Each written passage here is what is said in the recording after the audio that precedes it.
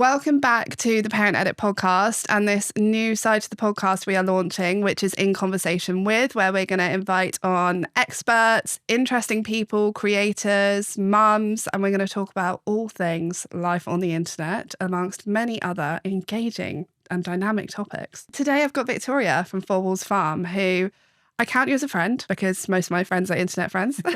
Victoria has this incredible Instagram and TikTok presence. She lives in Worcester with her 2 children and her husband. You have some very interesting stories and backstories to this, because I would say you are more than just a content creator. I don't really know how to categorize it because it is just my actual life. It's all content, but I don't put on anything for content. So the recipes I make are the things I feed my family. The days in the life are my actual day in the life. I don't put anything on for it, and I certainly don't tidy my house, because if I did that, I'd never make a single video. Tell me about life at the farm. Bizarrely, we don't actually live on our farm. Okay. So this is where it gets a bit interesting. So we used to live in a little 2-bed terrace, like a little Victorian terrace, and our house came on the market. It was right at the top of our budget, but it was a dump. It needed rewiring, replastering. My husband at the time worked in construction. He had a property development company. And we were like, let's just go for it. We'll buy it. We'll live in it. We've now been there 9 years and we still haven't finished. But over the course of that time, he's gone from property development to medical engineering, and now he's in agriculture. So his career has taken some progression. Technically, I live like a farmer's wife from a time and input point of view, but certainly I acknowledge that from a financial point of view, we have a very different lifestyle. So it's the intersection of like 2 worlds in a really strange way. My husband is not available on the weekend, which is very typical of like a farmer's wife, but also our house is really nice and I have a nice car and I can't ignore those things as part of it. It's just an unusual lifestyle, I think. Not your typical farmer's wife. No, not your typical farmer's wife, no. Because I've seen in the past, people can get a bit aggy about you saying that like he's a farmer and you do all these things for him as a farmer's wife, and then people are like, this is not what it's like to be a farmer's wife. It's not what it's like. No, it's not what it's like to be a farmer's wife. No, and it isn't. But ultimately, he works through the week, for about 4 days a week. He works in his property company whilst someone else works on the farm, his cousin. They co-own the farm together. He will then work on the farm on a Friday, Saturday, and half a day on Sunday. We've negotiated half a day back. You're a better woman than me. Before Four Walls Farm became a daily vlog, you did have a business. Sustainable stationery. Niche. At the time it was niche. It's not so niche anymore. No. So when I started, it was because I'd put some wrapping paper in the recycling bin, and another cousin of my husband jumped forward and was like, that can't go in the recycling. That's not recyclable. I was like, it's paper. It's wrapping paper. What do you mean it's not recyclable? That's ridiculous. And he worked in recycling. He worked at an anaerobic digester. And he said, okay, we're going to have to go through this. So I basically just pumped him for information and found out that at the time, a lot of wrapping paper on the market wasn't recyclable due to like films, coatings. It was too thin. There was loads and loads of quite shocking statistics. And then I went out on the high street to try and find some recyclable wrapping paper, and there was just nothing available. So I thought, right, well, I'm starting a company for this. Sold at Dalesford, did all that kind of stuff. Had both kids whilst I had the company. And after my daughter was born, she's my second child, it just became unmanageable. My husband had just taken on the farm. Prior to that, he was around a lot more, and it wasn't working out. So I closed that. But while I was closing it, I had a conversation with my friend who was also helping me close the business, called Chloe. We'd gifted to a lot of influencers. And I said to her, I know my life is really unusual, but I don't see... I think now realism in social media is more prevalent. I think more people are engaging with the realistic side of things. But at the time, 3 or 4 years ago, it was very glossy. When images were more of a thing. Yes. Everyone would take their photographer out on the streets of London and photograph their outfit shots, that kind of thing. But I think when it maybe moved to video, it became less sustainable for creators or influencers to have this like glossy, polished image. When I was looking at social media, I was looking at going, well, I live that life and that's not how it goes. Everyone's just showing their highlight reel, and I actually think it's really unsustainable, and it just isn't good for anybody. It's not good for the person who's constantly trying to look perfect. And it's not really very good for the people who are looking at it thinking it's how real life goes. And I was having all these kind of conversations about it, and I really liked Mummy's flipping house. I liked her very realistic style. Her son, Charlie, and my son are like 2 months apart. So when I first had my son, first time parent, going on social media, I came across her vlogs and thought, oh, that's more similar to how I live my life. It was a nice, happy chaos. And I just thought, yeah, I reckon I could do that. And then I started watching a lot of Day in the Life of American Housewives, all the Texas housewives. I'm addicted to those. Stop. And then I got into the New York ones and I was like, oh, these are good. When they have like 12 kids and they're packing all the lunch boxes. I'm addicted. I love them. When was the turning point? Like, what was the trajectory? Was it like the day you closed the business, the next day you woke up and you were like, right, I'm going to vlog my life? Or did it take a while to get into it? Announced the closure of the business on the 1st of September, actually closed the business on the 30th. And then over the October, I was like, right, I've got to finish the house. I'll put a load of stuff on Instagram. It didn't go anywhere.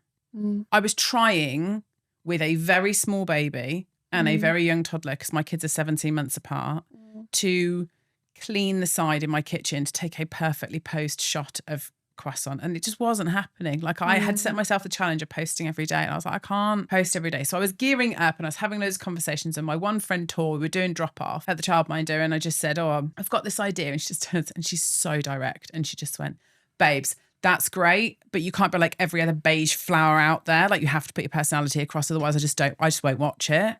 And I was like, wow. And you go home, but it resonates with you, and you're like, oh. Needed to hear it though. Yeah, it was very direct. And so I said, right, I'm going to start next week. And on the way to drop my daughter off, she threw up in the car everywhere. But I thought, no, you have to just carry on. You have to commit now. Yeah, you're vlogging the day. This is how you're starting. You're vlogging the day. And my lovely little twee videos before that had got like 200 views on TikTok, 400 views on TikTok. And then this one got 40,000. And I was like, oh, okay. Let's see where this goes. And then that kind of weirdly gave me a confidence boost to keep putting my personality in the videos. I also hadn't really considered how I was going to put the kids in the vlog. So I just referred to her as muffin number 2 and didn't put her face in because I just wasn't sure how I was going to manage it. And now it's stuck and I'm mummy to the muffins. Yeah, it makes sense though, because I was going to ask you about sharing your kids online, but it's interesting that it organically developed that way. I didn't sit there and mood board what I was going to call them. No. They were just the muffins. But you knew from day one you wouldn't include them? No. Chloe, the one I'd closed the company with, she had done some training on the dark web as part of her professional job. Okay. In that training had covered what can happen on the dark web with publicly shared photos of children. She was like, Vic, this is terrifying, and reeled off this list of things like deep fakes and stuff like, and I was just so terrified of having that conversation not even a month earlier that I knew very much from the start that the kids' faces definitely weren't going to go on. Wasn't sure about names. I kind of affectionately call them my little muffins anyway. So do you think after you started seeing more views on the videos, you were like, definitely no names, definitely no faces, like this is the right thing? Or do you think you would have had that outlook even if it was only like 1,000 people watching for 6 months? I'm not sure. My husband is a very private person. So his face and his name doesn't go on there either. And so now it just organically made sense for me to include no one's name and no one's face. Occasionally you'll get like a snippet of an initial because a lot of the stuff has their initials on, and I don't mind that so much. But I was quite pleased that my son goes to a preschool, which is part of a school, and a mum came over to me and was talking to me, and my kids were playing in front of us, but they couldn't pick out which ones were my kids. And I thought this is actually really good, because if I'm stood here with a mum at school who watches my vlogs, she doesn't know which one's my child. Yeah. And then I thought, okay, this is all right. But I've had a few scary times in town where I was walking through town and someone started shouting my name, and it was a bloke, and he was drunk outside a pub, and he was like, Victoria, I've seen you on TikTok. But I was with my kids, and I think had he known the names of my kids, he might have tried to engage with them. He was harmless. He was just drunk. It didn't feel scary. No, he didn't, but he knew my name. Yeah. And he's following me up a high street shouting my name. If he'd known my son's name, he might have started shouting his name as well. And that was... And your son would probably have turned to you and said, why does he know my name? Who is this man? Also, my son's really polite. He probably would just turn around and gone, hello, man. Because that's what he's like. I think that's really interesting, though, because no one ever talks about the direct consequences. You very nearly had an encounter where you would have had your son asking why a stranger knows what they look like and their name. Yeah. And also, I think you have to consider as well, stuff that's on the internet stays forever.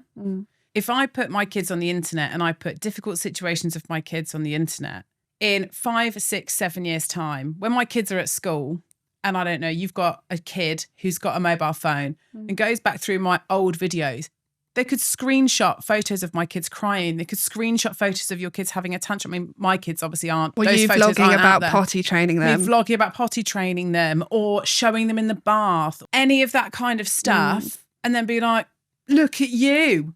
And even if you're a baby, and no 8-year-old will accept, do you know what I mean? Kids are cruel. And I have done plenty of stuff to embarrass myself on the internet. And yeah, that might have an effect, but my kids aren't in that. They're not, you wouldn't know. Yeah, I have huge regrets and I'm trying to get rid of everything. But it's even that in itself is a hard job. Just trying to filter through what I've even put out on a short time. Some people say, "Oh, don't you want to share your kids?" And I'm like, "I'd love to. My kids are great. They're gorgeous. They're really funny."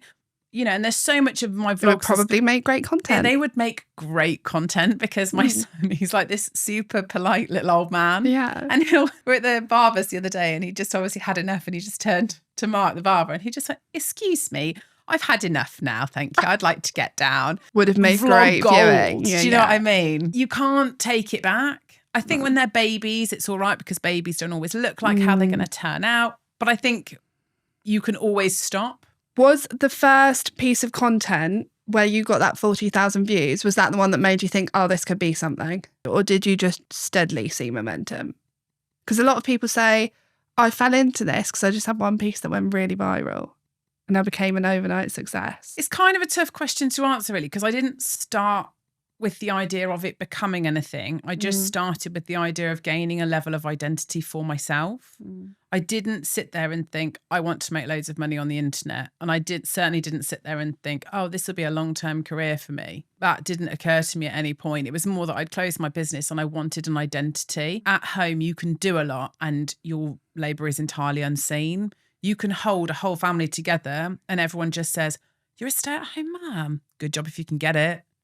And it's just, you're silent and no one sees you. You could psychoanalyze it all you want to. Ultimately, you want some acknowledgement for what you're doing. My husband acknowledges what I'm doing, but all my friends work. I'm the only I'm not now because I have friends like you and I have obviously all my friends on the internet and all that kind of stuff. But at the time I was quite lonely as well. And so I just wanted to talk to people, to have it's cheesy, but you have friends in your pocket. Because I can stick something up on a story and I'm like, what are we doing about this, guys? And I'll instantly have 5-6 recommendations for different things. And that, when you're at home in the trenches, in the thick of it, with 2 kids under 2, is really nice. And also it's the older ladies, the mums who are out the other side, they give you great tips and they give you little bits of inspiration and they're like, don't worry, keep going. I carried on going because it gave me a sense of identity and a sense of purpose and actually building my vlogging into my routine and editing when the kids had their wind down after tea and then voice overing once the kids were asleep. My husband can frequently come home and then go back out to work and I'm on my own of an evening, whereas now I sit on my phone and I answer my comments. It's become part of my routine and part of my life, but in a really positive way. So there wasn't one thing where I was like, oh no, I'm definitely going to do that because I want to make loads of money. It was just, I just want more in my life. What happens behind the scenes of putting these vlogs together? Or is it not much? It's just your day? Is there any thought or processes you have to go through to make sure that you can actually vlog from start to finish? When I started, I had to consider different parts of the day and how much of the kids and my husband were in different parts of the day. So now you'll see my walk in the morning, but you don't see breakfast, making the breakfast, getting the kids dressed, because my husband's around, my kids are in various states of undress. You know, he obviously not vlogging the school runs. That's kind of a given, really. I vlog the making of the dinner, but that time after school is our time. I don't vlog that. But aside from that, there's nothing in my content where I go, oh, this would make great content, I'll do this. No, I don't do that. Just film as much as you can.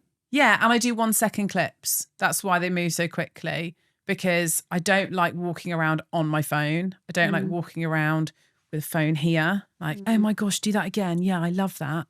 That's just not, it's just not my personality. Not sustainable either. No. And you miss what's going on. It's also really hard with kids.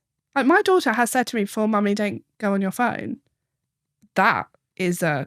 That takes you down fast. Is there anything that you think would have been helpful for someone to tell you that you know now? I just think I'm one of these people that has to experience it.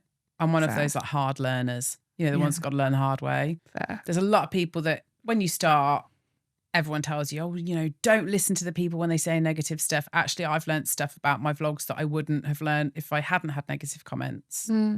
I've had to get the negative comments to grow a slightly thicker skin. It's also given me a better filter. Is there any videos you've posted that you wish you hadn't? You can say no regrets. I don't think there are. I don't think there are any videos where I'm like, oh, I shouldn't have done that. My only one recently was that I made a joke about a very sugary cake giving you diabetes, and then the type 1 diabetics were like, it's not funny. And I was like, oh, I felt really bad about that for the rest of the weekend. I was like, oh, I even went on ChatGPT and was like, was that really bad? And ChatGPT was like, it's a very common joke, but this is why type 1 diabetics find it difficult. And I was like, oh God, now I feel even worse. But isn't that the case, right? If you had a conversation with someone in real life off your phone, you can put your foot in it unknowingly. Yeah. Right? Yeah. And then you have to deal with that straight away, but people can look you in the eye and see, oh, they really did not mean to offend there. But when you put something on the internet, people can say they were directly targeting me, which is so not true. It's and you not. have to backpedal and be like, wasn't my intention. To be fair, I replied to I think there was 2 comments. I replied to both comments and just said, look, I'm really, I didn't mean any offence by that. I won't make that joke again. Yeah. But to me, it's been such a commonly cracked joke. I know, I'm from a family of sugar-loving type 2s. Your content is not only vlogs anymore, it is hosting, cooking, recipes. Yeah. It's really the full country mum, farmer's wife, lifestyle. Intend to conglomerate. We're building a brand, baby. We're building a brand here. I didn't intend to bring in the cooking though. That wasn't the cooking. Didn't How could you not? You cook so much. Well, I do cook. You're a like lot. me. You cook pretty much every meal. Yeah. This is where you can overthink stuff on social media a bit. Yeah. Because I cook in quite a chaotic fashion. Yeah. I don't really have a recipe. I just throw stuff in and I'm like, does that taste good? Yeah. And then I might like write it down on a greasy piece of paper and then like shove it on a shelf. It's very much trial and error. Also, my dad was a chef. And so I learned a lot of what I know about cooking from watching him. I know how to make a mushroom sauce, not because I read a book that told me how to do it, because I literally sat there in the kitchen and watched my dad make a mushroom sauce for most of my life. I don't know how much creme fraiche you put in it. I just know you put, do you know what I mean? You just keep dolloping it until you're like, yeah, that looks good. Try a bit. Yeah, what do you think? Yeah, all right, we'll have that. Because I couldn't replicate a recipe, I was like, I can't put that on the internet because people will be like, how do you do that? I'm like, well, I don't know. You just want it to taste like this, don't you? And then June last year, was it June, July? My husband called me and he was like, I'm not coming home tonight. We're combining. I've got to bail. And so I just did a video where I was like, my husband's told me he's not coming home tonight, so I'm going to take him some lunch. And then made everything. And people loved it. It's probably still now. That video. Do you? It's probably now my most watched video. I was like, what a lucky bastard.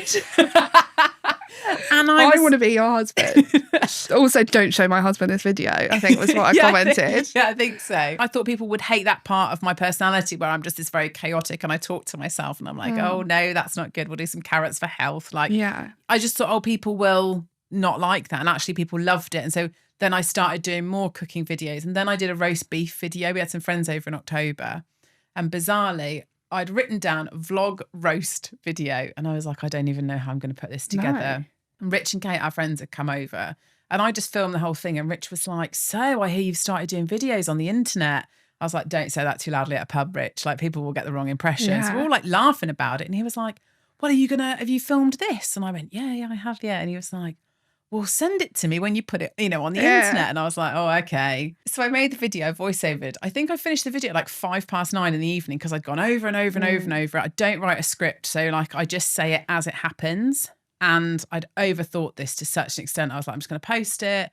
Like, it might get a few views. And it got to like 500,000 in 2 days. And I sent it to Rich and he was like, how did you do that? And I was like, I have a special set of skills and somehow it's like formulated into this. Like, I don't know. But often the best videos are the ones that you don't think are going to go anywhere. Yeah. I've just filmed this, like, maybe it'll do well. But if it doesn't, I'm not that never fussed. Mind. Yeah. Yeah. Obviously, people now come to you for fantastic recipes and things. Is there one that you find impresses the school mums and the teachers the most? Because at Christmas, you were queen of the edible gifts, which I seem to remember some people got really got the hump about. Yeah. Bit odd. I've seen a video on TikTok recently where a guy's like, I'm sorry, if you've made a cake from home and you bring it in, I'm not eating it. I don't care what it is. I don't care what you've done. I'm not eating it. And the comments are full of people like, I don't want your minging bake sale. I don't want your funny smelling Tupperware. Always on a diet when someone brings in something from home.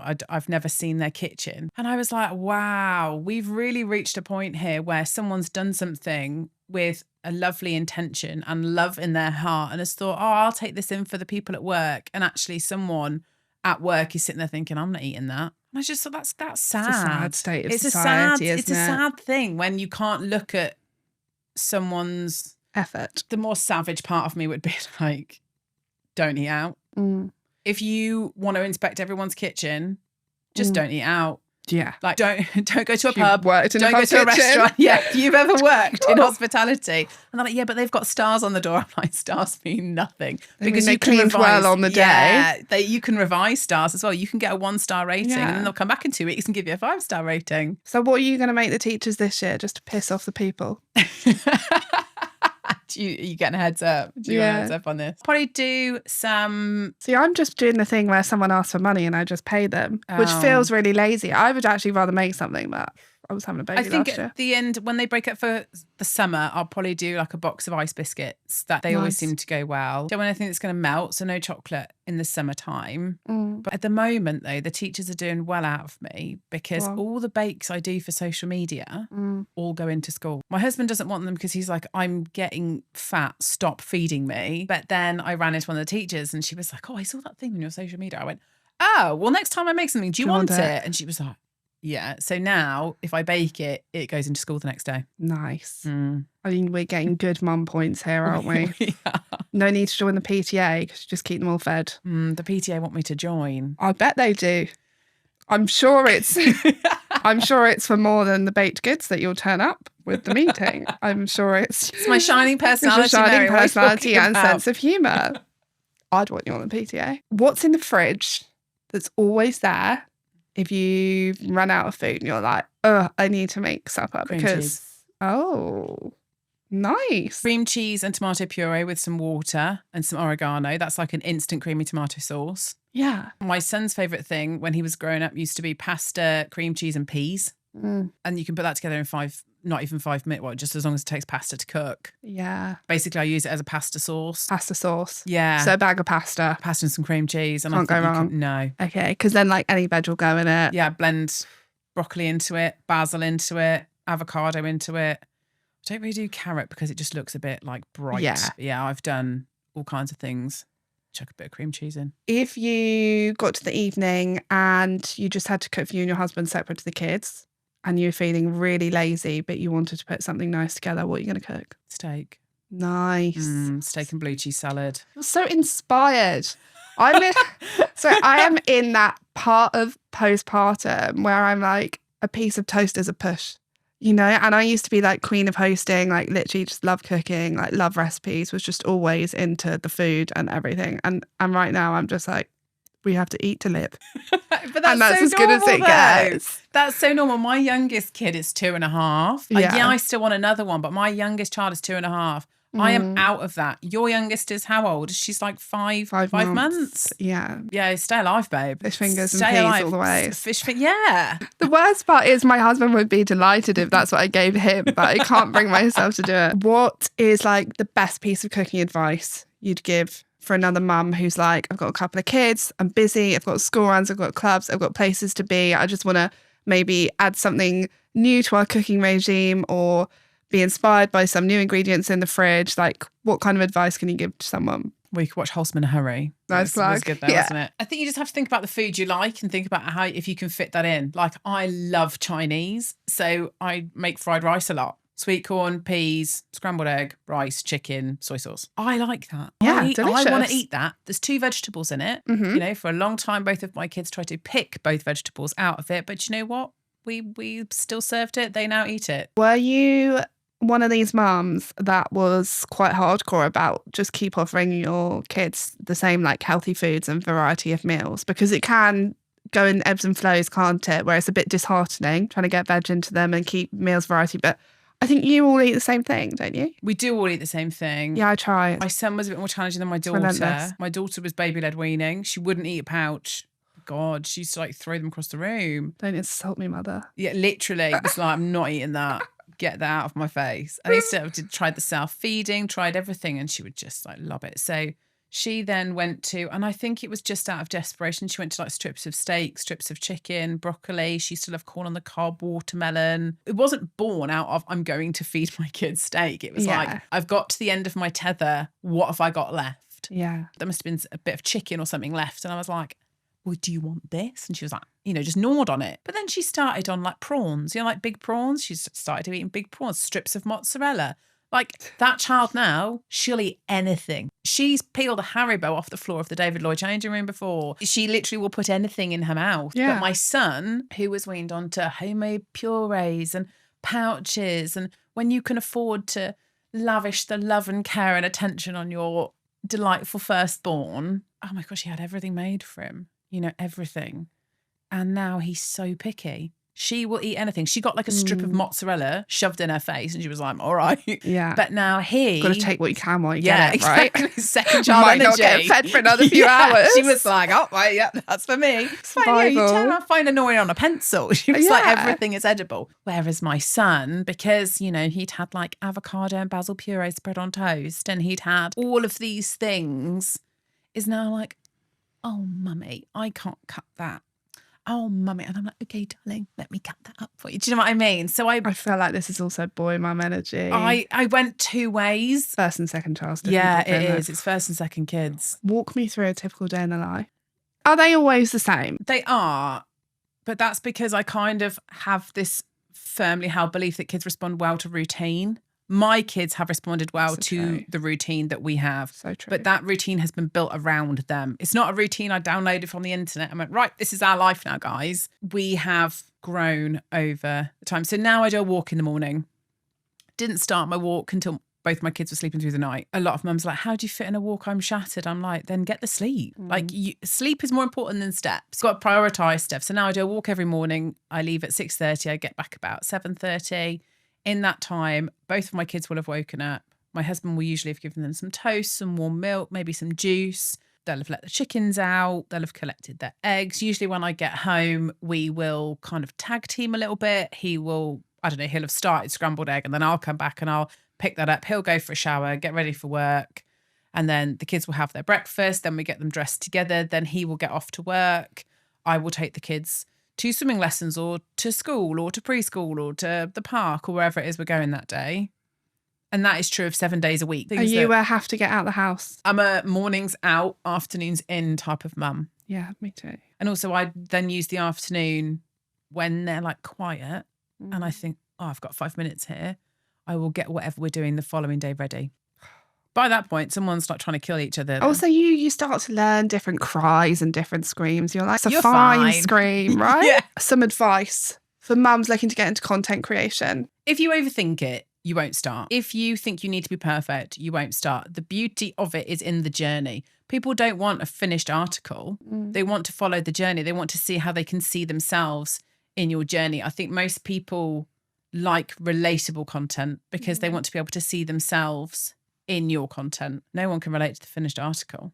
That's aspirational, not relatable. I understand that in a lot of ways, my content could be seen as both. We're finishing our house. I am losing weight. We are trying to have a third baby.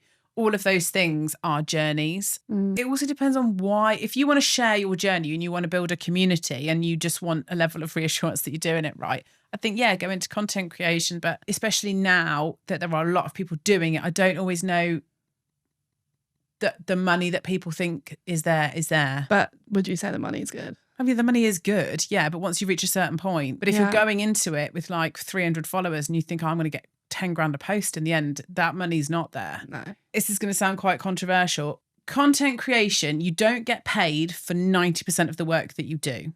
You will put out 7 posts a week and no one's paying you for 7 of them. Yeah. But the following week, you might put out 5 pieces of content and get paid for 1 of them. So you have to do a lot of work to even get the interest in the payment for the one post. Are you talking about views payment here? Or as in when you start getting deals? You've got to get 10,000 followers on TikTok. Yeah. And you've got to have at least 100,000 views a month to get paid on TikTok. The moment you start getting what I would say is a decent income of like £500-600, they will drop your payment per view. Oh. For a couple of months, get 500 quid a month. Yeah. And then they'll drop how much they pay you. So you'll get 50 quid a month. Right. So no one can live off that. No one can live off that. You've got to keep creating the content to get the deals. It's totally out of your control. Don't go in it to get paid per view. It is good money, but there's kind of this myth that you just like sail on into it and then someone just offers you 10 grand a post. I think you have to be consistent. Mm-hmm. If you do it every day and you learn to love it and you learn to love the process and enjoy the journey, then eventually the money will come.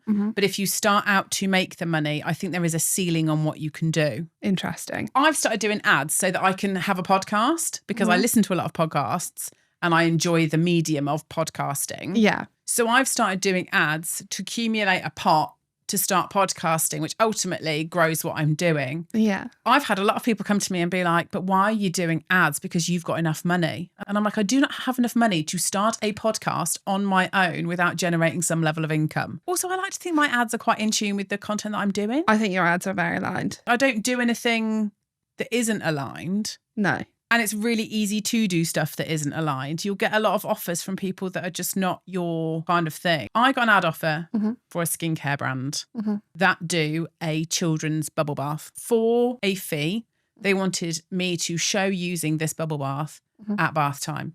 And as part of that, one of the clips had to be my children in the bath. Stop. You clearly have to show the child in the bath. And I turned it down and I turned it down and the money just went up and up. But I was like, no, I'm not showing my children in the bath. And they were like, well, we really need that as part of it. How about if we offer you more money? And I was like, no, it's not about the money. Can you imagine if they did keep up in the money and you were like, yeah, okay then. Yeah, all right then, I'll do it now.